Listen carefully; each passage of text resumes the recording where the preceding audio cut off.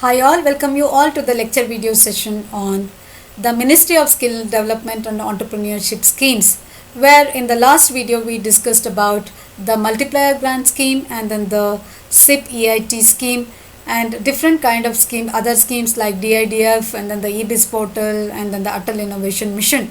Here in this lecture video session we are going to discuss about the other schemes starting from the credit guarantee scheme for startups. What is this credit guarantee scheme for startups? Credit guarantee schemes was the credit guarantee fund trust for micro and small enterprises. CGTMSE, Credit Guarantee Fund Trust for Micro and Small Enterprises. This was set up by Government of India to provide the business loans to micro and small industries. They also provide the loans to startup business with a zero collateral security. And it allows the new and the upcoming startups to avail the loans at the highly subsidized rate of interest without providing any kind of security. And working along with this particular the credit guarantee scheme for the startups, that is CGSS, works along with the SIDB, that is a Small Industries Development Bank of India. The government provides the maximum amount up to 100 lakhs under this scheme, and this provides the boost. This is a boost dose for new enterprises and as well as the rehabilitating the existing ones. And if a unit is sick, and then if the promoter wants to rehabilitate, then they can avail the loan under this particular CGSS scheme. And primarily this is for the manufacturing units, and this loan can also be availed in the form of working capital or term loan, right? So this is about the CGSS scheme. Next scheme under the Ministry of Skill Development and Entrepreneurship is the Software Technology Park STP scheme. You might have seen many of the STP parks in Bangalore. For example, ITPL Park and Manyata Tech Park. All these are going to be the Software Technology Park. And this Software Technology Park scheme is totally export oriented scheme for the development and export of computer software, including export of professional services using communication links for media. Communication links or media. So this particular scheme is a very unique in its nature, and it focuses on only one sector, that is computer software. The scheme integrates the government concept of 100% EOU unit, that is 100% export oriented units, export processing zones EPZ, and then the concept of science parks or technology parks as operating elsewhere in the world. The sales in the domestic tariff area, that is DTA, shall be permissible up to 50% of the export in value terms, that is the STP gives total depreciation on capital goods over a period of 5 years. So this is about the Software Technology Park STP scheme. The next one is the scheme called as the Venture Capital Assistance Scheme VCA.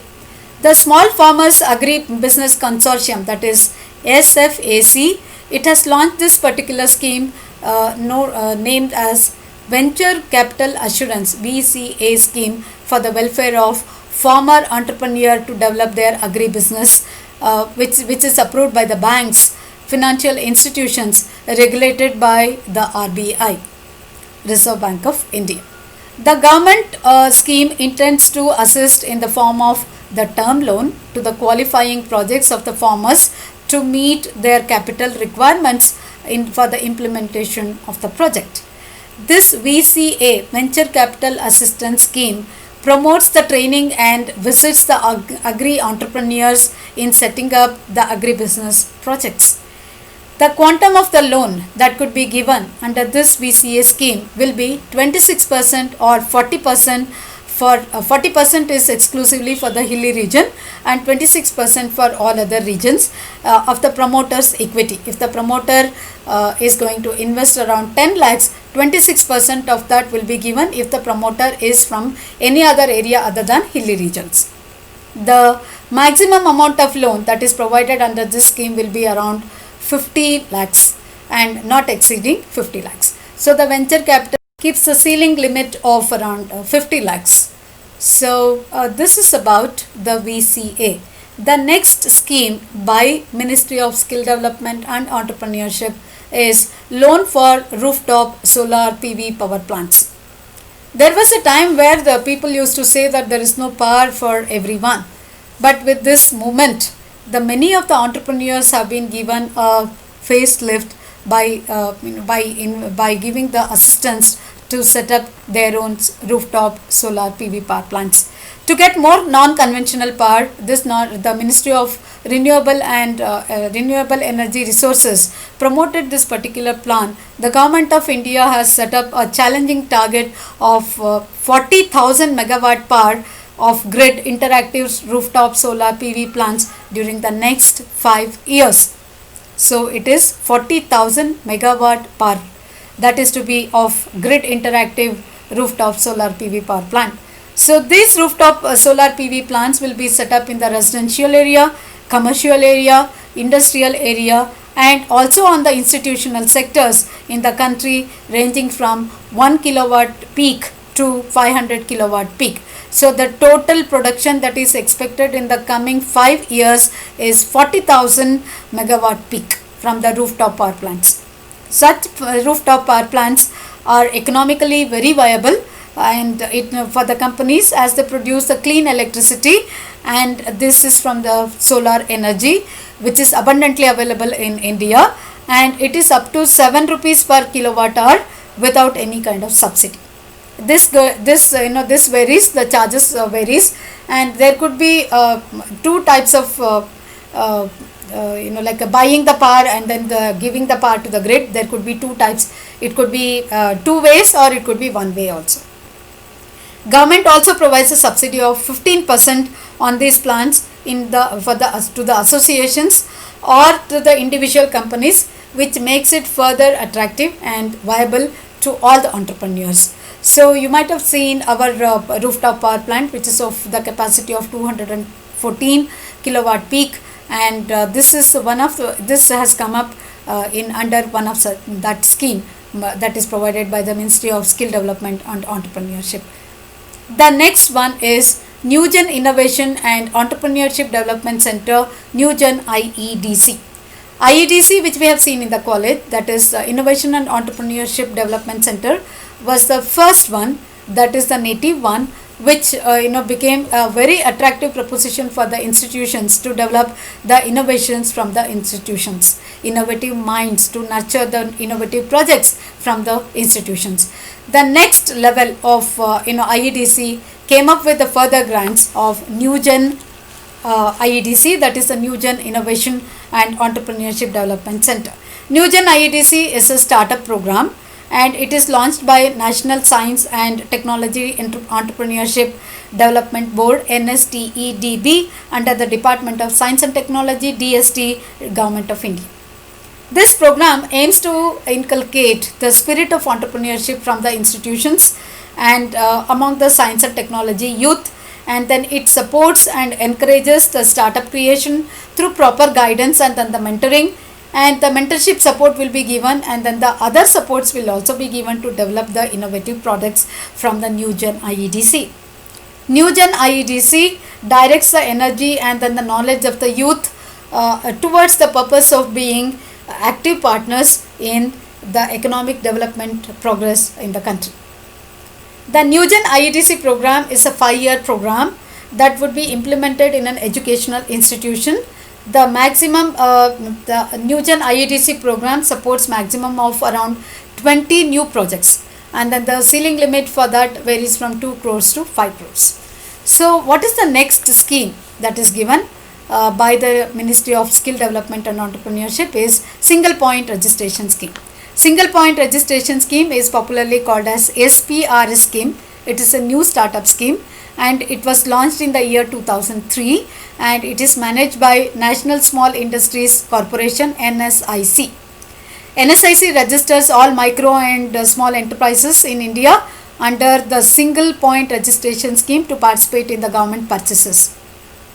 Enterprises are classified as small, micro, small and medium based on the limit of investment that they have done.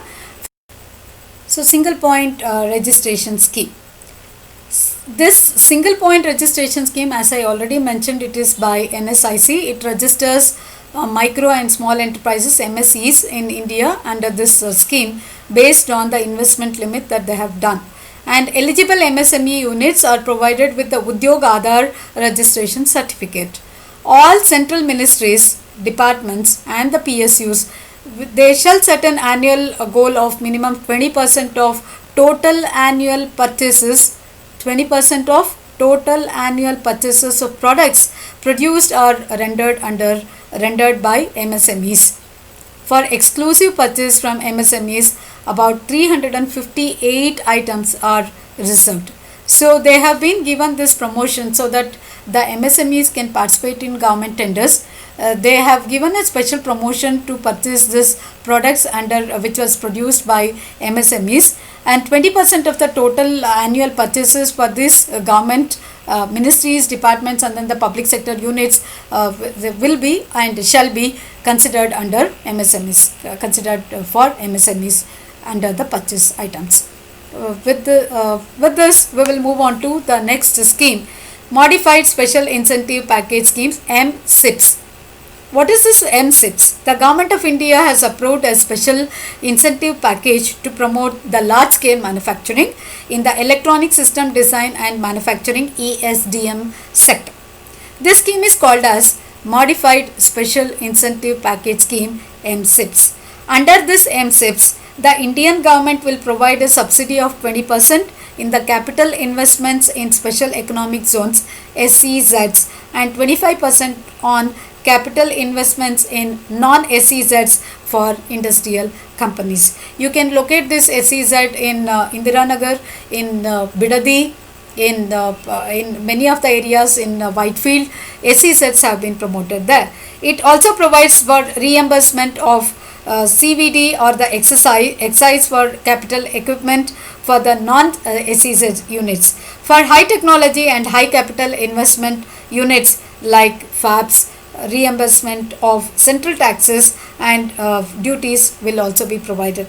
The incentives are available for investments made in a project with the period of 10 years from the date of approval. This comes under M-SIPS. This is about the schemes that have been specially formulated under Ministry of Skill Development and Entrepreneurship. Next most important one is the Micro, Small and Medium Enterprises Development Organization.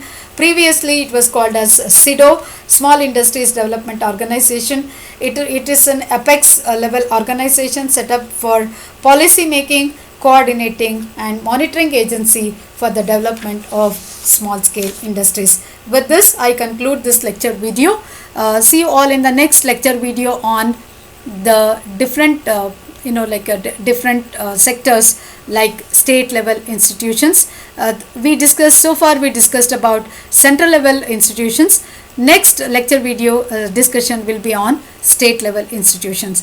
Thank you everyone.